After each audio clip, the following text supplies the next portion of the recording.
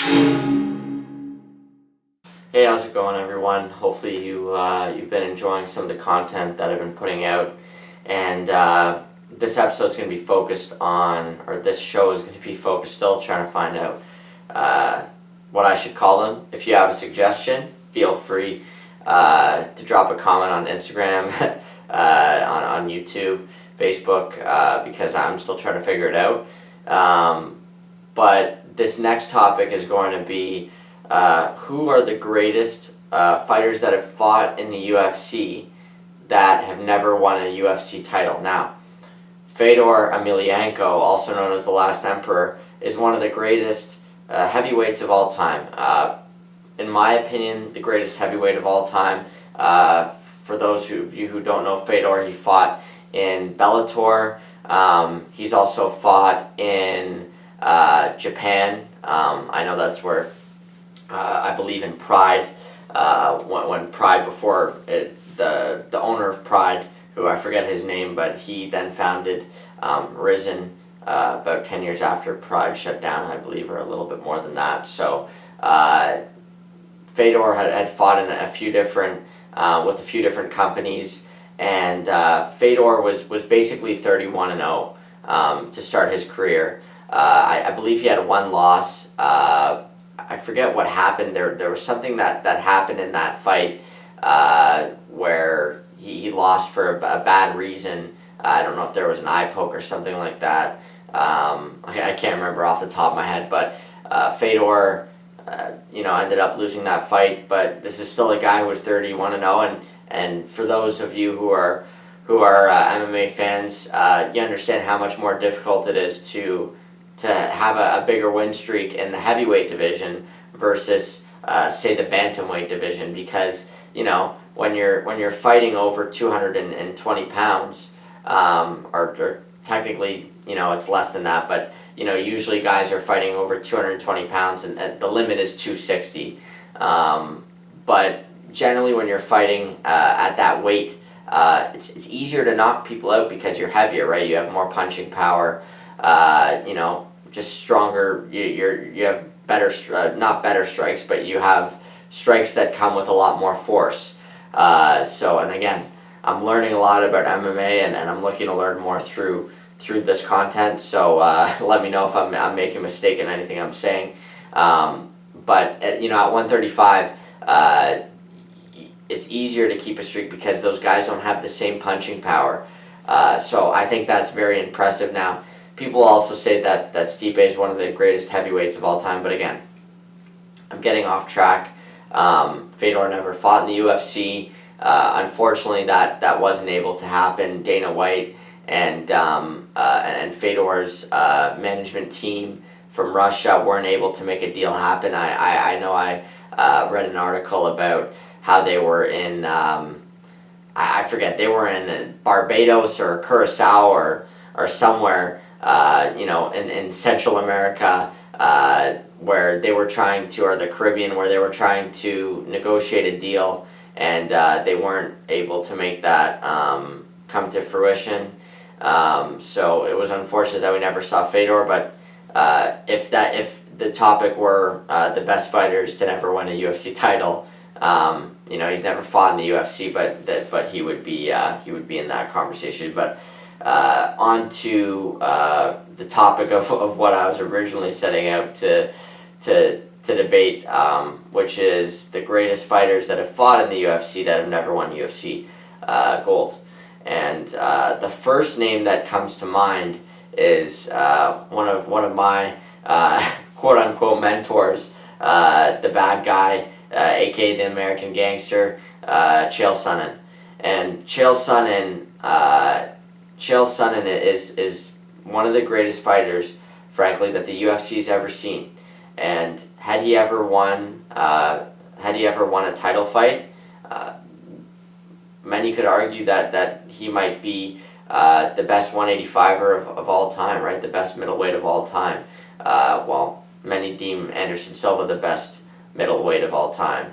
But don't forget, Chael and him fought the first time, and Chael was beating Anderson Silva 4 rounds to 0. Now, Anderson Silva hadn't really lost many rounds to that point. Not to mention that many people consider him in their top 5 fighters of all time because he just didn't lose a lot of fights until later on in his career, in his last few fights. But it's tough to evaluate him amongst that. He had gone through a gruesome leg break. So he had a leg break in another fight as well. I know he broke his leg in his first fight, literally a clean break against Chris Weidman. So, and I believe he broke his leg in their second fight too, but it wasn't a complete break, and I believe it was in his thigh area. So, Chael fought Anderson Silva. He was winning 4 rounds to 0, and Anderson Silva does what Anderson Silva does. He's on the ground with Chael, and he's able to stop the fight. And unfortunately, Chael wasn't able to get UFC gold that day. Now I don't know if I already mentioned, but Chael did hold the interim title. So in terms of the sport of UFC, many people don't consider him to be a true champion, but Chael, I always consider you to be a true champion. So thank you for everything you've done for the sport. But yeah, as I mentioned, unfortunately, he wasn't able to beat Anderson the first fight and the second fight, and he also fought John Jones for, I believe, the UFC light heavyweight championship. So unfortunately, he wasn't able to get it done there, and I believe he fought one more time for the title. I can't recall who that was against, but he is truly one of the greatest UFC fighters of all time, one of the great mixed martial artists of all time, one of the great wrestlers of all time. If you want to have a laugh, you're just a casual sports fan, search up The Ultimate Fighter with Chael Sonnen and Wanderlei Silva as their team captains. They don't like each other. I don't believe they ever fought in the UFC, but they did fight in Bellator at least once, I believe twice, and I know that was the second fight, or the first fight was against Wanderlei, was Chael's last fight of his career, which he unfortunately lost. But if you want a good laugh, search up The Ultimate Fighter, Wanderlei Silva, Chael Sonnen, and basically, like I said, they have a lot of beef, and Wanderlei Silva starts approaching Chael. Now, Chael mentioned this on the Bad Guy Incorporated on his show on YouTube, that the Ultimate Fighter was in Brazil. There are a lot of Brazilian fighters. Chael is not looking to get in a fight, really. He's in enemy territory. Brazilians didn't like him at the time because he'd made some comments towards them. But Wanderlei Silva approached him, and Chael said, I can't let you get that close. And Chael takes him down, and he's got full mount. He's on the ground, and everybody's trying to rip him off. Paulo Costa, who is probably going to be the next middleweight contender. He's in the Ultimate Fighter during that season. He's trying to clear things out. But great video. Check that out if you want a good laugh. The next fighter that I'd have to put in the conversation is Joseph Benavidez. I believe Joseph Benavidez is 16-3 now. I know that he's fought for the title twice, and one of his most impressive wins came against Henry Cejudo, who has only lost 2 fights in the UFC, I believe. One against Demetrius Johnson in their first bout.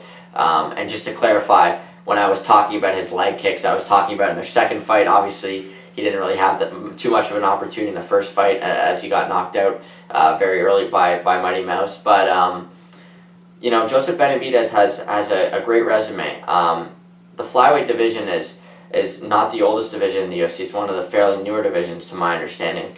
And Joseph Benavidez, unfortunately, just hasn't been able to get it done. Now that I'm thinking about it, I have to correct myself. He's fought for the title 3 times now. Unfortunately, he lost against Davison Figueredo, and Figueredo didn't make weight. He missed weight by 2.5 pounds. Now, just to note, he was given a few hours, I believe, to make weight, and he wasn't able to. In a non-title fight, fighters are able to miss weight by 1 pound. So if you are fighting middleweight, if you're fighting in middleweight, and which the limit is set at 185, if you are under 186 or at 186, the fight's still on, nobody loses purse. But if it's a title fight and you're overweight, you lose purse. You usually lose about 20 to 30% of your purse, to my understanding, and you're no longer eligible to win the fight. Now, unfortunately, Figueredo found himself in that case against Benavidez, and it was a fight for the title. Now, previously, Henry Cejudo had been holding that title. He relinquished his belt to move up to 135, and now we don't have a title holder at 125, unfortunately, because Figueredo won. And Figueredo was not eligible to get the belt because he missed weight by 2.5 pounds. So now we don't have anybody to hold the 125 belt. So in my mind, even though he's not the champ because that belt's vacant, Henry Cejudo is still the 125 champ until anybody claims that belt. But now Cody Garbrandt's talking about dropping down to 125. It'll be interesting to see if any more guys drop down to 125, because as many people have been saying, 125, it needs somebody to save the division. And I thought that was going to be Joseph Benavidez. Now, there's a controversy in that fight too. He was headbutted by Figueredo, and severe damage. He immediately got cut. I think that had a big effect on that fight, and I'd like to see them fight again. I want to see who the better fighter is, because up to that point I could have argued that I believe it was in the second round when he got knocked out, when he started getting pounded on the ground, but really the head injury threw off that fight. But I believe that up to that point he'd been winning the fight. So it'll be interesting. I hope they run that back. Dana White, I hope he's able to run that back. Because I don't really see any other two guys at 125 that deserve the title as much as those two guys. But on to another fighter that has been in multiple title fights. I know he's been in at least 3 title fights, which he hasn't been able to claim the belt. And 2 of those times were because he missed weight. His name's Yoel Romero, aka the Soldier of God. And if you are a casual sports fan and you want to see one of the most, maybe not athletic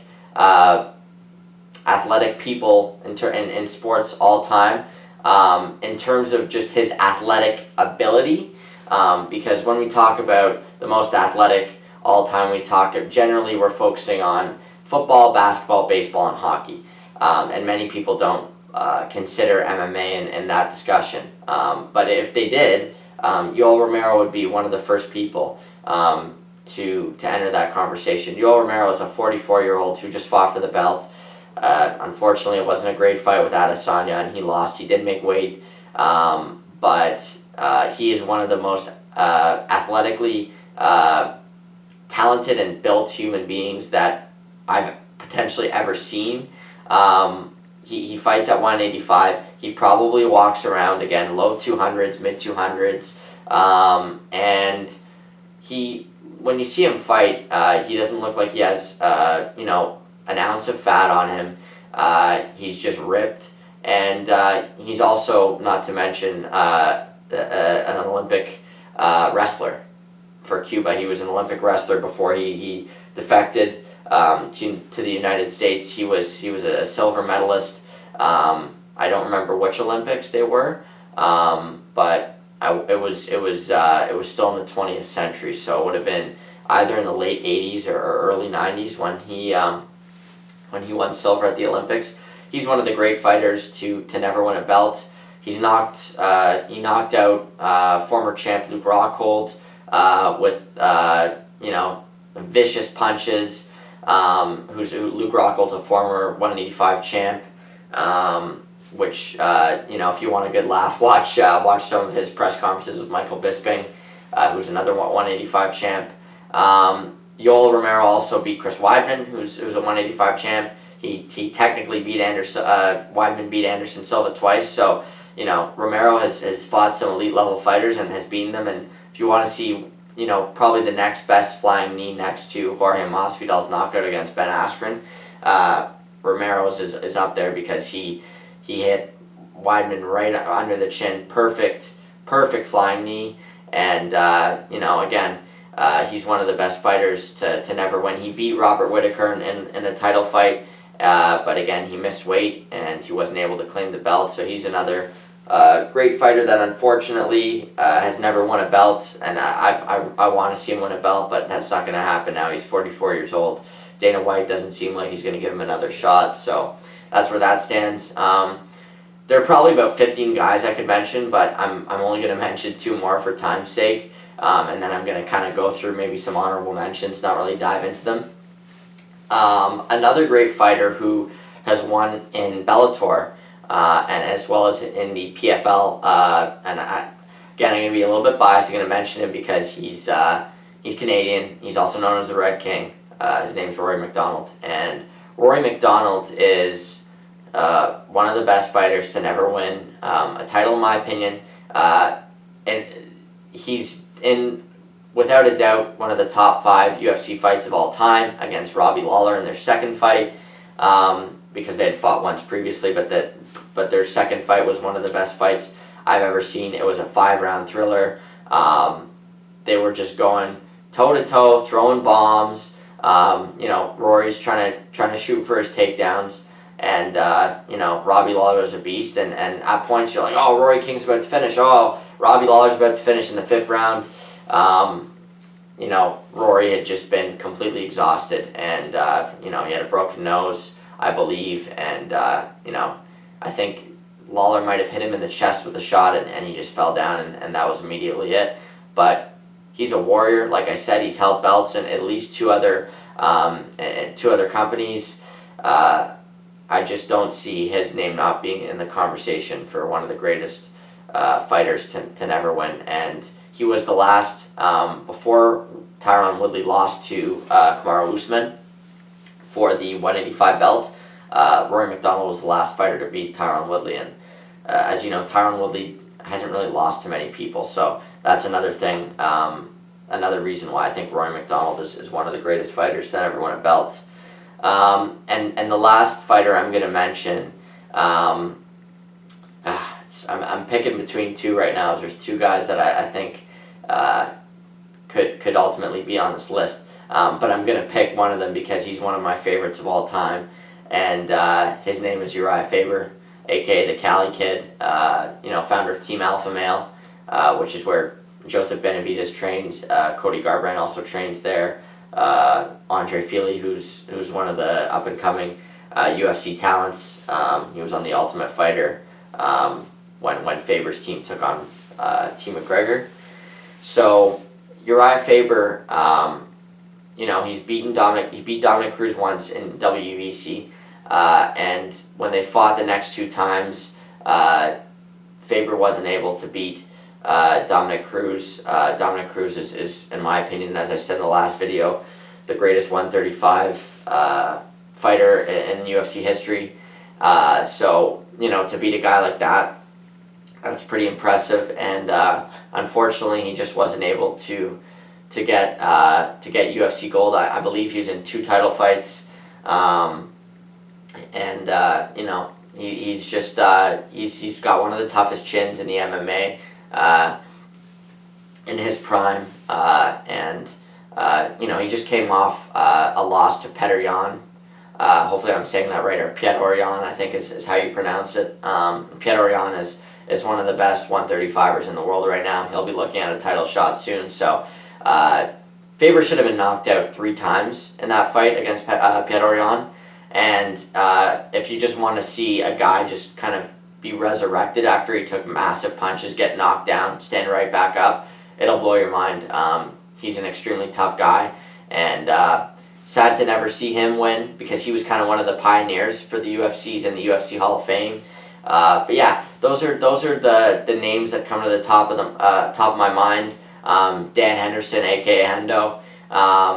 9-9, 500 in terms of his winning percentage. But again, he's one of the top fighters at 185, and I know he also fought at light heavyweight as well, so he's one of the top fighters to never win a belt. Alex Gustafsson, many thought he won his first should have won his first title against John Jones in their first fight. Went to a decision, didn't win. Then in the second fight, he's like, I'm going to knock out John Jones. Well, John Jones had something to say about that in the third round. John Jones knocked out Alex Gustafsson. So Alex Gustafsson's another one of those guys where, unfortunately, he was never able to get a belt.